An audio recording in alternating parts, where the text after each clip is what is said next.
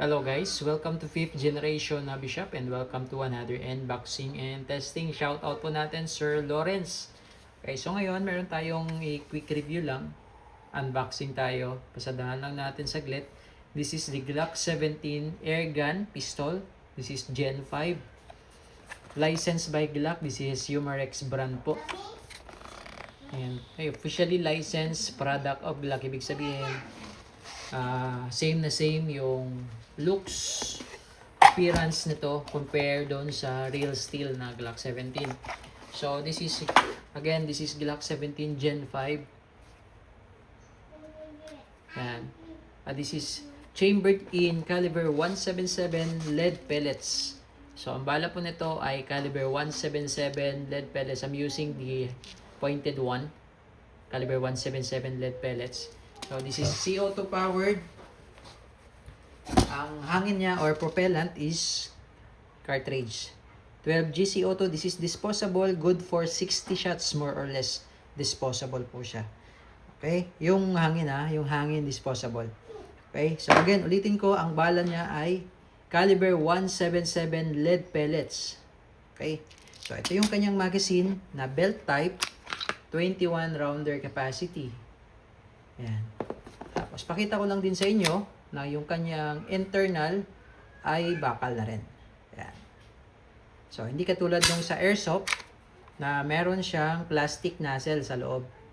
Okay? For this one, bakal na siya. Yan. Pati yung tunog. Ibang-iba sa tunog ng airsoft. Yan. Okay? So meron siyang safety dito sa ilalim. Yan. Makikita nyo po, safe yan. Pag ang nakikita nyo is red, that's fire or safety off. Check natin.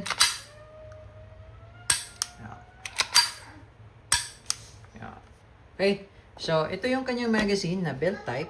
Ito yung umiikot. So, rotary belt siya, no? Ang paglo-load ng bala, ganito lang. So, ito yung kanyang lock. Pupush mo lang. Yan. Ito yung lead. Ito yung bala. Pasok mo lang siya dito. Yan. Papasok mo lang siya dyan. So, ang capacity niya is 21.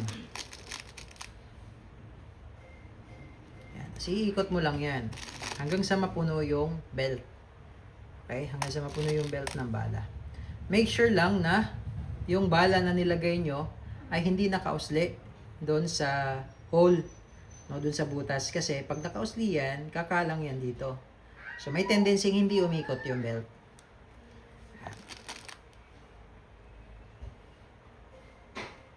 Okay, so fast forward. Okay, so once na puno na, ayan, puno na, 21 rounder, pinuno natin, no? Hindi natin mauubos to dahil testing lang naman. Once na puno na, ngayon, ibabalik nyo lang yung lock. Pupush nyo lang sa kabila. Ayan. Okay, then, kailangan nyo lang siyang isentro yung pinaka rotary niya, ito, kailangan nakasentro lang siya, no? Diyan. Hindi pwedeng ganyan.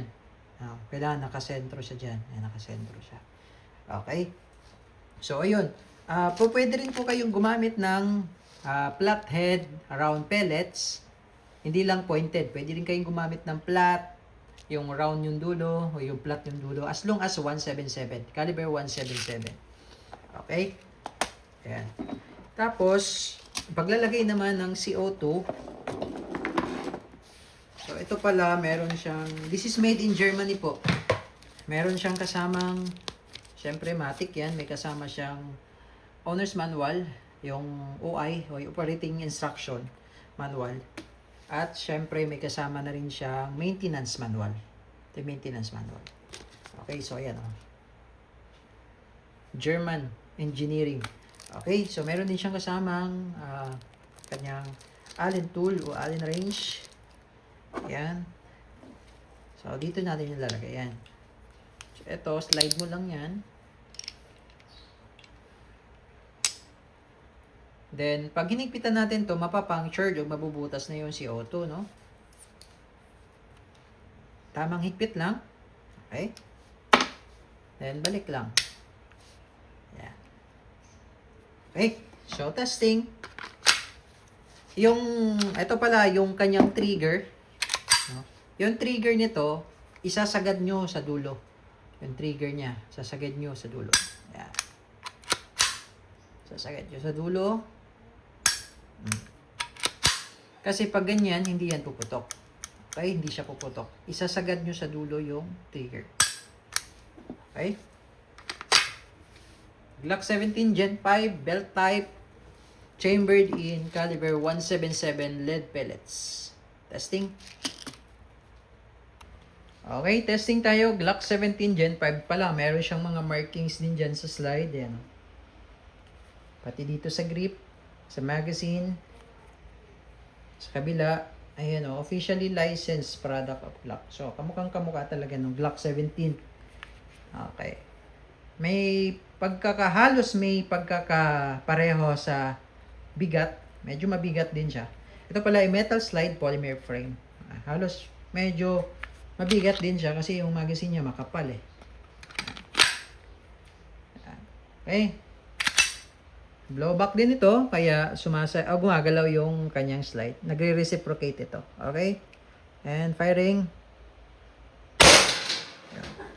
Okay, so medyo, yung trigger niya medyo matigas lang kasi bago. Lalo na yung belt, kasi iikot niya yun eh. Yung belt, pag bago, syempre matigas. Okay.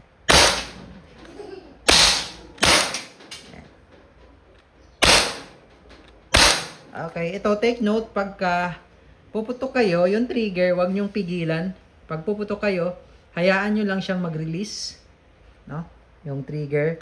Ayan, oh, hayaan nyo lang siyang mag-release. Ayan. Wag nyo siyang pipigilan. No? Ayan. Kasi para maikot niya fully yung belt. Okay? So, hindi na natin ubusin. Ngayon, ito pala hindi nag-open slide dahil nga rotary magazine siya. So, hindi siya spring-fed. Okay? So, yun lang. Glock 17 Gen 5. Malakas din. Solid.